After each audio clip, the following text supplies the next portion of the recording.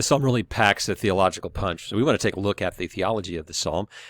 And it tells us very clearly that Yahweh reigns over creation. The word for that is he is transcendent. He is beyond. He is above. He created it. He made it. And so by that right, it is his own. So he is transcendent. But the next verses remind us that God is also in covenant relationship with his people. He is both beyond, but he is also within. He comes to meet us, enter into a relationship with us where there are mutual obligations. We are obligated to worship him exclusively and to align our lives with his ways. And then as in result of that, then he will give us blessing and vindication. So covenant is referenced there. And then verses 7 through 10 remind us that God is ultimately immanent. Immanent means to dwell in the midst of, to be with. And so the theology here is that God comes and moves in with his people. He settles. His house, his temple, is headquarters there in Jerusalem, where he will dwell. So God is with his people in the temple. And this is very significant because ultimately the temple, this temple that David will have his son Solomon build at 970 BC, will be destroyed in 586 BC by the Babylonians. It will raise this huge question of, well, wait a minute, God lived here. This was his house.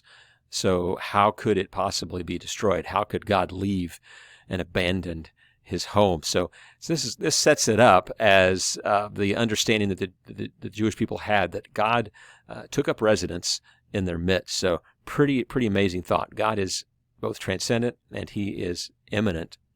Looking at the three Psalms as a group here, we have several metaphors that really stand out, and there are really pairs of metaphors in each of these Psalms. In Psalm 22, God is portrayed as the one who rescues the psalmist from his trials and then delivers him and is a receiver of universal worship. Psalm 23, God is a shepherd and a host. And here God is portrayed in Psalm 24 as the creator king. And of course, you don't have to look too far to realize, oh, those are all also metaphors of Jesus. Now, in terms of the editor and how this psalm fits in the context of Book 1, we have already observed in Psalm 19 that this psalm frames the second chiasm in the book. So if you look at the genres of psalms in this group of psalms, 10 psalms, 15 to 24, it's pretty clear that there's a chiastic relationship, that there's a correspondence here. The entrance Psalm 15 corresponds to the entrance Psalm 24. Notice how entrance Psalm 15 begins with a question: who may dwell in the Lord's house? Who may enter? Who may come in? And the Psalm 24 ends with the answer to that question. Well, the King of Glory, he may come in. Worshippers can come in if they have clean hands and a pure heart, and God also will come in. So clearly, this chiasm framed by entrance, and then as we move inward, we have 16 and 23 Psalms of trust, and then the lament of 17 and 22, royal Psalms 18, 20, 21, leaving us with Psalm 19 as the chiastic center, this hymn that anchors everything in this particular chiasm. So interesting the way the editor framed these Psalms and tied them together. Now the Jesus lens. Important to know foundationally that the 24th Psalm in the Jewish custom was the Psalm for the first day of the week. They had 7 Psalms that were assigned to each one of the days of the week, and this was a psalm that was assigned for Sunday. And what that meant was that on the first day of the week, that this psalm would have been in the minds of the Jewish people. That's my assumption here. That's the psalm for the day of the week. Then you tend to think about that psalm kind of rhythmically. When the first day of the week comes around, you're thinking about creation. God created the world in 6 days, rested on the 7th. So on the first day, God begins his creation, and this is a psalm about creation. So first day of the week, Psalm 24. So I got to thinking, well, what day of the week did Jesus enter Jerusalem in his triumphal entry? And the answer is Sunday, on the first day of the week, his triumphal entry, when Jesus quite literally ascended the hill. He went down the Mount of Olives, and then he ascended the hill up into Jerusalem. And according to Mark 11, he went into the temple. So there is a hint here of Jesus' triumphal entry. Well, how about the following Sunday? What happened on a week later on the first day of the week? Well, that would be Sunday morning, Resurrection Day. And I've wondered here, and again, I'm using a sanctified imagination here, but I'm thinking of Mary Magdalene, Mary the mother of Jesus, Salome. They're bringing spices to go on the first day of the week to anoint him in the tomb. They're going to the tomb, and they're good Jewish women. They are probably thinking Psalm 24. This is for years and years. They have thought about this psalm, perhaps prayed it, sung it, recited it on the first day of the week, and so maybe this psalm is kind of in their head as they approach the stone, the doorway to the tomb. And in fact, they may have been asking. Well, they were asking, how are we going to move this stone? They arrived there. The stone has already been rolled away. The door has already been opened. This interpretation becomes even more curious when you consider the fact that in some ancient literature, the term ancient doors refers to the doors of death. And that makes a lot of sense because death has been with us from the very beginning. It is part of the human condition. All of us must pass through the doors of death. And those are doors that they're one way. Frankly, once you go through those doors, you don't come back unless Jesus calls you back.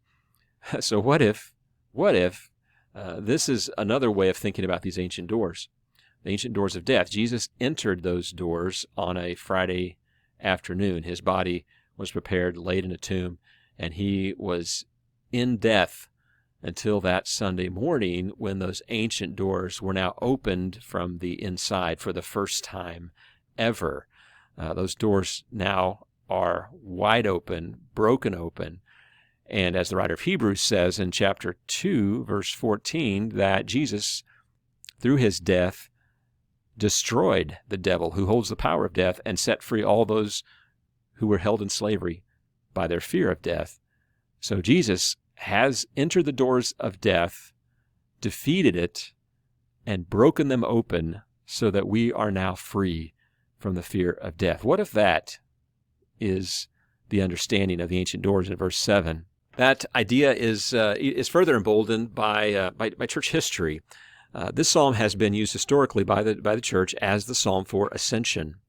Jesus, of course, 40 days after his resurrection, he ascended, and he is seated at the right hand of the throne of God. And so that ascension was observed by the disciples and recorded in the Gospels, and it is commemorated yearly in the liturgical calendar of the church. And this psalm was the traditional psalm for that. Now, when Stephen, the first martyr, was being stoned, Scripture tells us that he gazed into heaven. He saw the glory of God, and he saw Jesus standing at the right hand of God. Heavens open, the Son of Man standing at the right hand of God. This King of glory in the ancient doors of heaven, having broken open the ancient doors of death, Jesus now reigns over all next to his Father in heaven. What if that's what this psalm is ultimately pointing to? Well, we look at the New Testament and its use of this psalm, and it actually occurs in 1 Corinthians 10:26. Paul quotes it in the context of, basically, you can do what you want. Things that are lawful may not be beneficial. Everything is permissible, not everything is beneficial. He says you can eat what's sold in the meat market without raising question on the ground of conscience, for the earth is the Lord's and the fullness thereof. In other words, God has made everything, so who are we to call things clean or unclean? It's all His. Reminds me a bit of the famous quote of Abraham Kuyper, the Dutch theologian. He says, "There is not a square inch in the whole domain of our human existence over which Christ, who is sovereign over all, does not cry, 'Mine.'" It's a pretty dramatic way of saying God is absolutely sovereign, and Jesus is the one who has entered heaven and is seated at the right hand of God. Now, by way of application, this song has been used musically in many different settings as an entrance psalm even today. This language about entering into God's presence, a clean hand, a pure heart. I'm sure many of us can think of songs that incorporate that language. And so the psalm is thought of as a song of preparation to enter into God's presence for worship, a song for believers. But we know in the original context it was ultimately an entrance psalm for God as well. It was inviting God to come in and take up residence in this place. Now, we know that God is immanent. He dwells in every square inch of the universe. He is already present. We don't need to invite him into some place because he's already here. But it is certainly the sentiment of the song that is appropriate for us to say, yes, God, we recognize your reality, your ever-presence with us, and we want to experience that presence in a very real way. And that becomes the theme of many songs today. And I think it's appropriate to sing this psalm in that context, that we are inviting God to be palpably present in our worship as an entrance psalm. And finally, I want us to think about these psalms as a possible way in which the gospel was proclaimed by David and by some unknown editor in the 5th century BC who ordered Psalms 22, 23, and 24 in successive order. Because I think these 3 psalms point us to the central aspects of the gospel. Psalm 22, of course, points us to the cross. It is quoted at least 2 times, maybe 3 times from Jesus on the cross. The writer of Hebrews in chapter 2 identifies this psalm with Jesus and the cross and sharing in our sufferings. No doubt Psalm 22 points us to the death of Christ on the cross. And as I thought about that, and Mary being there, Mary the mother of Jesus being there at the cross, witnessing this, hearing Jesus quoting parts of Psalm 22, and hearing him then speak, "It is finished," giving up his spirit, breathing his last, and then she and the women removing his body, placing his body in the tomb for burial. I wonder, did they turn the next page in their songbook to Psalm 23 and think about, "The Lord is my shepherd. He is with me even in the shadow of death. I will not fear." Even as she is burying her son in a tomb, is she thinking of Psalm 23? And of course, we think of Psalm 23, we also think of rest. He makes me lie down in green pastures. He leads me by quiet waters, restful, secure. And it's no coincidence then that we associate Psalm 23 with death. It is the most common psalm read at funerals even to this day. And so when I think of Psalm 23, I think of Sabbath, I think of rest, I think of the burial of Jesus. And then Psalm 24 makes me think of his resurrection, that he did indeed descend into death, into those ancient doors through which we all pass.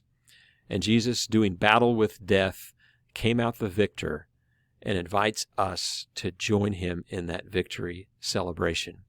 Jesus has been raised from the dead. He has ascended, and he is seated at the right hand of the Majesty in heaven. And he will return again so that where he is, we may also be.